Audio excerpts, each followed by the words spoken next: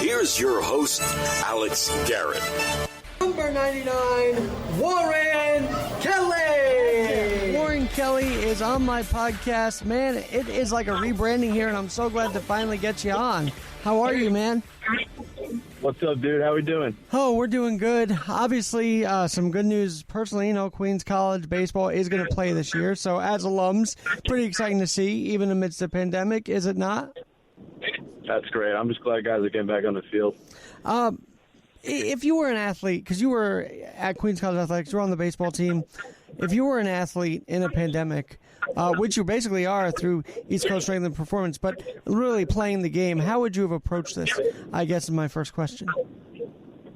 I guess it was a tough year for these guys.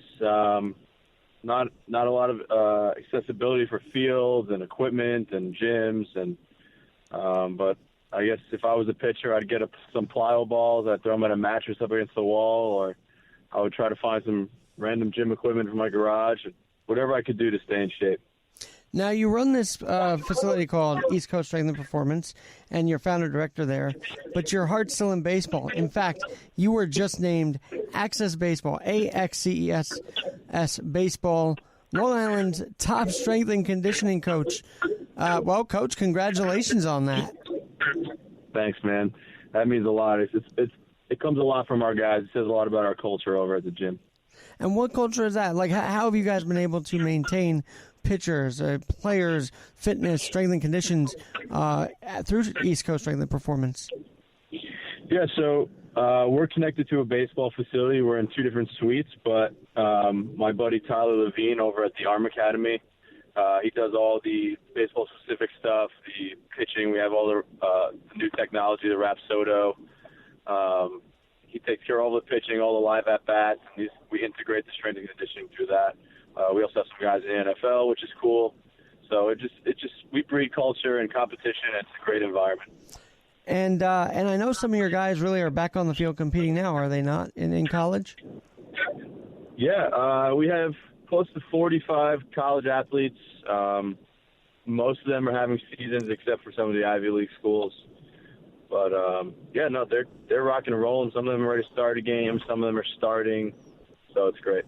I was just thinking, because Long Island's starting to become a little more known as a lacrosse team. Yet there's so much baseball to go on there, is it not? Are there not? Yeah, there's a lot of guys that are coming out of Long Island into affiliated baseball and independent baseball. It's been a huge spike over the last 3 years. We have 20 affiliated and independent ball guys in our facility alone. So they're all from Long Island, which is great. We love to see that. It is definitely known for lacrosse, though. That's for sure. Now, you're a business owner as well. So how have you been able to, as a business owner, survive in this pandemic and with all the gym rules you guys had to do? Yeah, so the good thing about our facility is we never really work at full capacity anyway. So we have a small group training environment where it's like 3-to-1 ratio of athletes to coach. We usually don't have more than 12 to 15 guys in the gym at one time, so it's a great situation for us. So the capacity limits really haven't affected us tremendously. Now, I mentioned on my last podcast your catchphrase is turning ambition into reality. Hey, Warren, if I remember correctly, you were pretty ambitious as a baseball player. How were you able to translate that into what you're doing now? Well, as an athlete, I wasn't really a great baseball player. I was an okay baseball player, but I really took a lot of took a huge role in strength and conditioning. I thought it was really big for me just to become a better athlete, so that made me a good baseball player. I wasn't great, but I went from okay to good just by really digging into the strength and conditioning, which is a huge factor for me. But in terms of business, just dealing with tough times. I mean, I'll tell you right now, the pandemic, losing baseball games, losing is not easy, but if you can learn how to lose and turn it to wins, then that'll really translate onto the field. And with Queens College, you guys had a lot of different regimens. Did you sort of implement that in your new? Did you take what you learned there and put it into this business that you have at East Coast Strength and Performance? Of course. You learn a lot of stuff. You learn things not to do. You learn things to do. So you just got to pick and choose what you believe is going to work best in your system. When you see these guys, there's been a lot of video over the quarantine time. I think Strowman was one of them. They showed them still working out in their own homes. Mm-hmm. What's that mean to you to see that, and how do you sort of inspire your guys to do the same thing? Well, you could see it plays a big role in their lives and their careers. Staying healthy is really important. If you're not healthy, you don't get paid. So they have a good diet, they have a good fitness protocol, and they just take care of their bodies. And I know it's always tough to see these guys go from the facility onto baseball. I know it's a little bit of a bittersweet because you're seeing them go, yet you're going to miss them. What are those farewells like? Because I see them on Instagram all the time. Hey, good luck in Arizona, good luck in Tampa, wherever they might be going. What's that like for you when you see them go on through this facility and onto a team? Yeah, we're lucky enough to see them 6 months out of the year. So being able to put all the work they put into the gym and into their baseball-specific stuff this off season, putting it onto the field that's great for me. I love to see the finished product. And what have you noticed so far? How have they been learning from what you guys have taught them over there on the field so far? So most of our minor leaguers are still here for a few more weeks, but we do have one guy in big league camp, Reese Kinnear, is with the Padres. He's thrown 3 innings so far. Looks great. Fastball is mid to upper 90s, so he looks sharp. Obviously, this pandemic is now seeing, and what Major League Baseball is doing with the minor leagues is sort of cutting them down. I'm sure you're also like a vessel of people who want to vent about what's going on. So how have you guys been, not just there physically, but as an emotional component to these athletes' lives?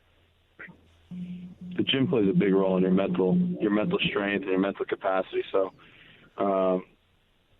it translates very well onto the field for these guys. They're tough. They're tough as nails.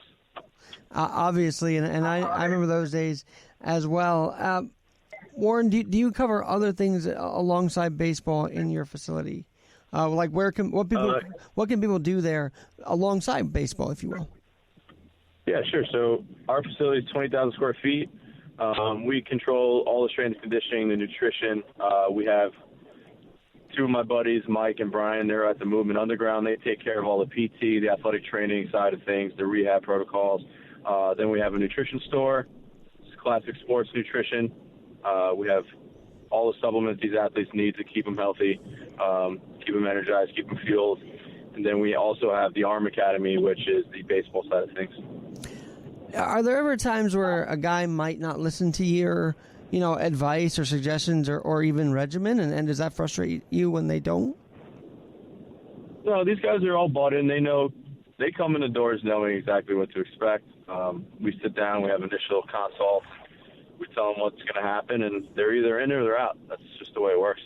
And what is at what point can you tell an athlete really is into making not only a career, but literally a life choice to make their bodies better moving forward?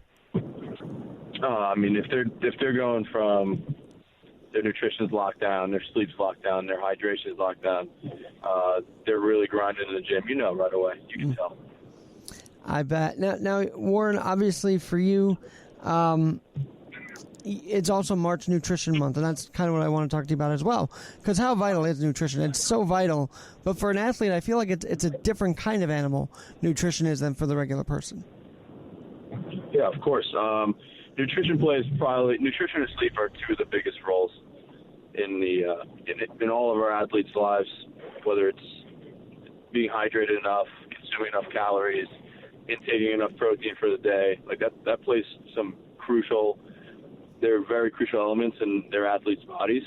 But most importantly, the nutrient timing for these guys is important. So if they're going to come into our facility and they're going to spend 5 hours, whether it's hitting, throwing, lifting, getting treatment, they need to make sure they're fueled for this. So we have meals on site, we have shakes on site, we have everything they need so they can endure these 5 hours of training and recovery.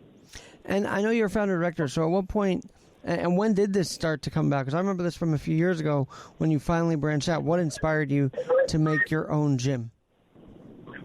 I was working independently in a few gyms. Obviously love what I do, but I wasn't fulfilled, and I really wanted to have my own facility, so I just took a jump and landed pretty pretty softly, so I'm excited about it. Have you kept your baseball skills sharp during this whole time as a business owner as well? Not really, Alex. Not going to lie to you. I started playing some softball. That's fun, too. I mean, it keeps me engaged in the game a little bit, but I'd rather watch these guys on the field. I was going to say, because the matter of fact is everybody had their frustrations this year, right? With the pandemic, nearly a year. It's been a year since and whatnot. But the end result that you would see is just that made everything worth it, even if it was a pandemic. Like, that kept you going through this, right? Of course. You know exactly, once you get through these dark times, everything's going to be all right. You know, these guys kept grinding. They put their heads down. They hit some bumpy patches, of course, but that was expected. You know, this is tough. This wasn't easy for anybody, but now they're going to be on the field, so everything's coming to light. I got to ask, because I feel like this kind of conditioning and strength and whatnot exercises for people can't be taught on Zoom. But did Zoom play a role at all? Was there any virtual conferences? Are there now, in addition to in person? Yeah, during the height of the pandemic, we definitely did some Zoom stuff. But eventually some stuff got lifted. We were outside a lot in parks, and we got lucky enough to open our facility in August, so it all worked out. We don't really do much on Zoom. It's not the same experience. But most of our athletes feel comfortable to come into the facility. All right, so I feel like as a member of the founder of this, you've also got to stay in shape. So what's your regimen that you do to keep up with these guys that are working at their prime right now to get into the field? Like, how do you keep yourself in shape? I got to look the part, right, Alex? So I wake up every morning. I head over to the facility around 5 a.m. I work out for an hour and a half, 2 hours, and then I get on the gym floor right after I eat breakfast around 8 o'clock. I don't get off till 2. Eat lunch, do some back-end stuff, and then the high school program starts. Wow. And so what's the age range that you guys are helping out right now? So we have some youth teams that are 7, 8 years old. We also have youth teams that are into high school. We have a ton of high school kids from all over Long Island, and then our college group, and then our pro group. Are you ever wondering? Our oldest athlete right now he's 34. Are you amazed that these kids, even as young as 8, are like, wow, they really want to get strengthened now? Like, does that surprise you? The will of even an 8-year-old? That's pretty young to get them on a regimen, I think, but maybe I'm wrong. Yeah, I mean, it's a testament to the times. Strength and conditioning is playing a bigger role in sports now. There's a lot of different outlying factors, different turfs. People are getting hurt younger. So we got to keep these guys in shape, make sure their injury prevention is really dialed in. And I was going to say, it is interesting to see that some numbers of youth sports is plummeting, and we've got to fix that trend, don't we? Yeah, that's our role as working with these youth guys is let's keep them healthy. Let's get them ready for situations they're going to be in, different fields. I mean, playing on some of these fields, they're not great. So, they can step in holes, but they need to be ready to go. And literally bounce right back up. Another fear and whatnot to tackle literally is football. And I don't know if you guys have a lot of football coverage as well, but the concussion situation there, as a strength and conditioning coach, how do you tackle that even as a baseball coach? That can happen too on the baseball field, can it not?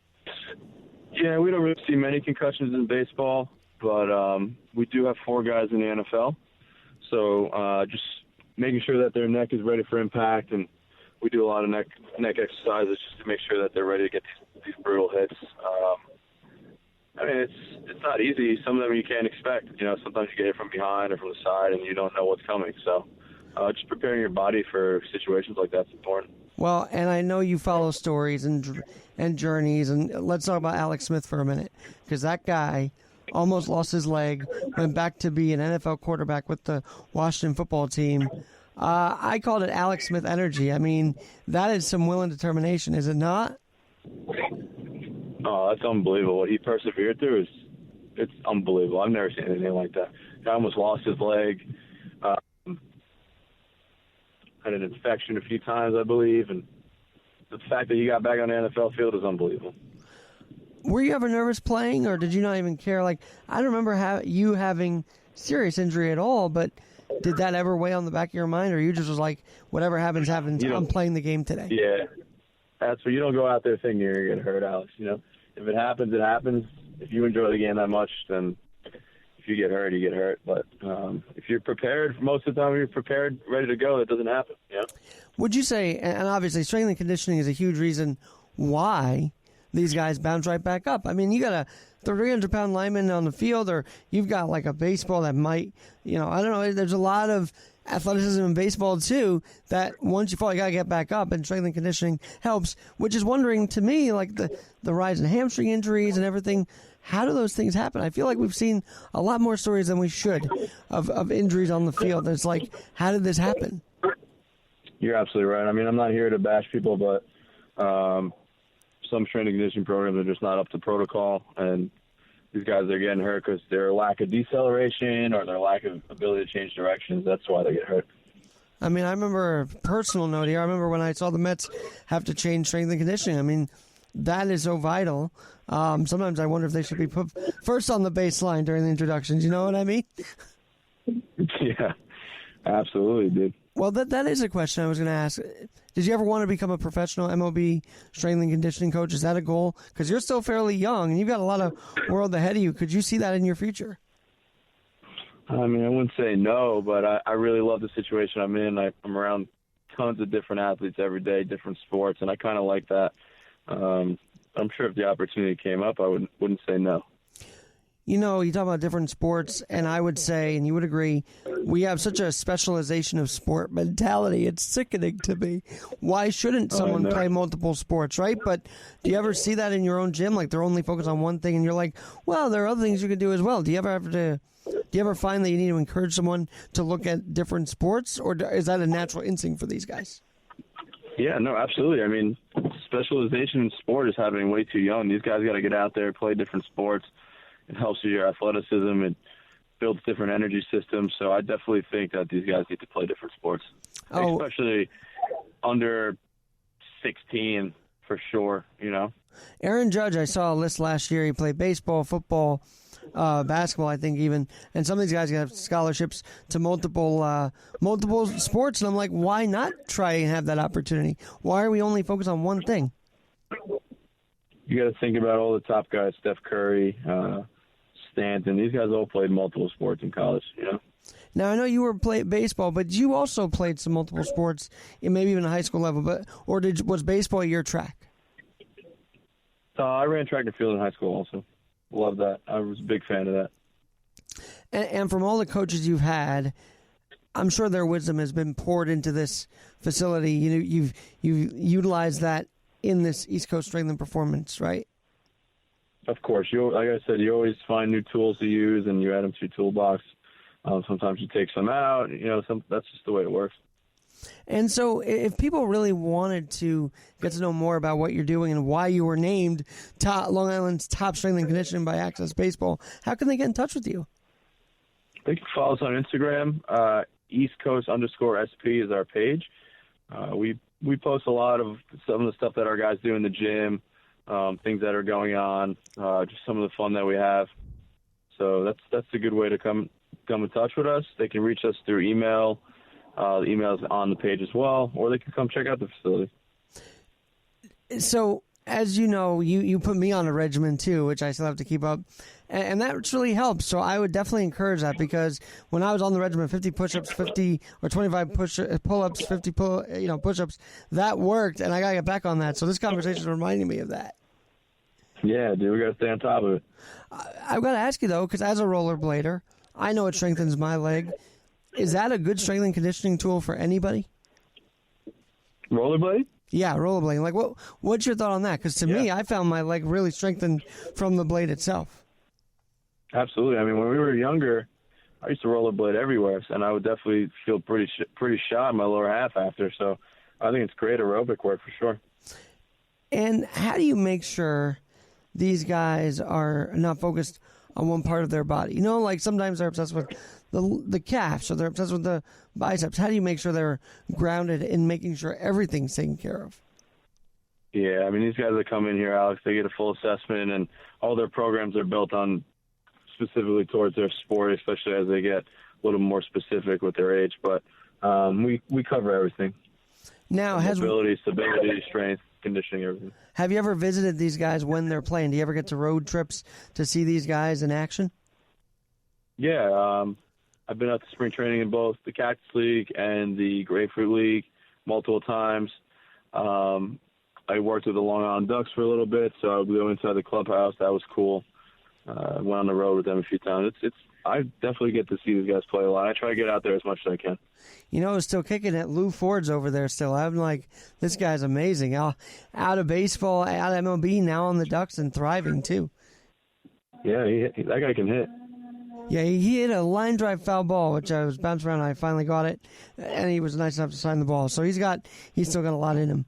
And that's the other thing. Do you guys train those who are maybe in their 40s, 50s that still want to be in shape? Like, what's that range like? Absolutely, we deal with a lot of rehab. We have one of our clients is dealing with a full hip replacement, so we're rehabbing there.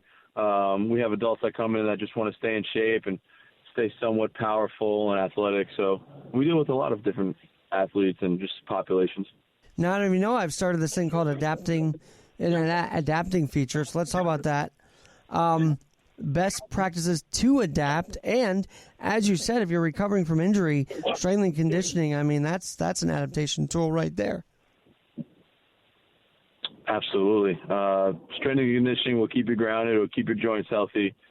It will keep your heart healthy. It's really important, Alex. People don't take enough time into a day just to take 45 to an hour. You get 24 hours a day. You got to take an hour a day. Now, I know you're public with it, so I got to say, I'm very proud that you and Janelle are going to have your first kid. Congratulations. Is he going to be strength and conditioning junior? Like, is he or she going to inspire you to like make a kid's gym now?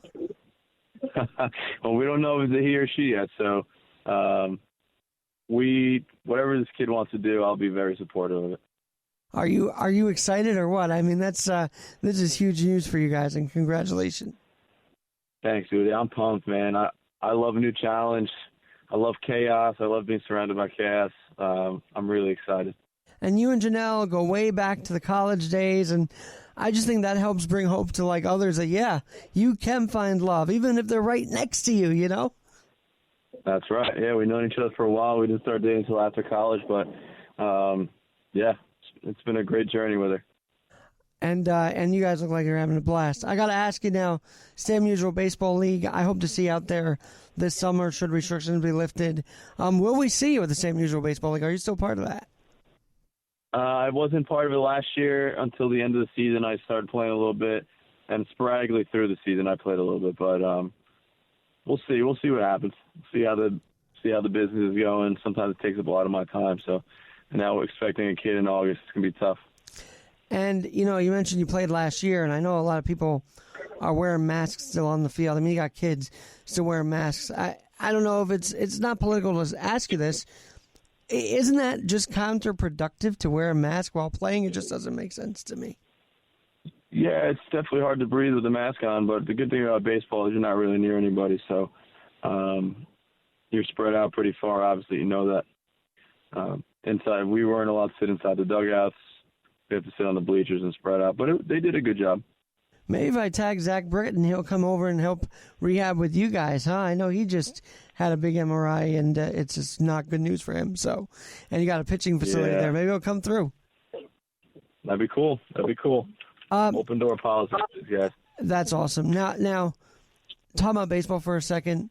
Were you surprised they pulled off what they did last year? And are you surprised they're able to do what they're going to do now with this 162-game year? I mean, it seems far-fetched to say you can't believe it's going to get done, but there was a little wow to it, wasn't there?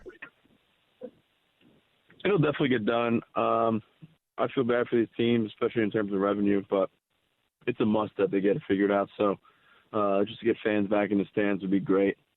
So it's going to be good for baseball this year. You're going to see a good comeback, good spike. Did you ever think, Warren, that you would be dealing with pro teams in this kind of capacity? That's got to be like a dream come true. It's pretty cool. I get to deal with a lot of different organizations and see how different teams run their facilities and how they treat their athletes. So it's definitely interesting for sure. And one thing people don't know about you, I've asked a lot of my friends, my guests on here, one thing that, yeah, you're public, yeah, you're out there, but one thing people don't know about you. I feel like I know a lot, too, because I was in college with you, but maybe there's one thing I don't even know about Warren Kelly. About me? Oh, man. That's tough, Alex. I'm pretty open. I'm just addicted to coffee and caffeine. That's about it. But, yeah, I'm pretty open. Everyone knows who I am. I say it how it is. You really do, and that's admirable. I got to ask you, do you miss Coach Swinski? Like, do you miss – he's passed on, but do you miss him? Do you miss what he did to help you guys out? I still do, to an extent. Absolutely. He always had our back no matter what the situation was. So that was, to me, that's the best trait in anybody that anybody can have, is just always have their teammates' backs, and they're as a coach, knowing that you're a coach, you're going to have your back. It's the greatest feeling. So, I take things I've learned from him and stories I've heard from him. They're still going. So. And we can always, see you at the East Coast Strength and Performance. But I know you also have done Alumni Day a couple times, haven't you, at Queens? Yeah, I don't know if there was one this year, but I didn't really pay attention to it this year. But I've been there a few times. Maybe I'll poke my head in next time they have one. Hopefully later this year when everything is seemingly lifted. So, Warren, I'm so glad I brought you on. Congratulations again. And come back and tell us how things are progressing at East Coast Strength and Performance and with your journey as well. Absolutely, brother. I appreciate you having me on, and we'll definitely get back on in a few months for sure. Sounds awesome. I'm Alex Garrett, where, as you know, we're always adapting.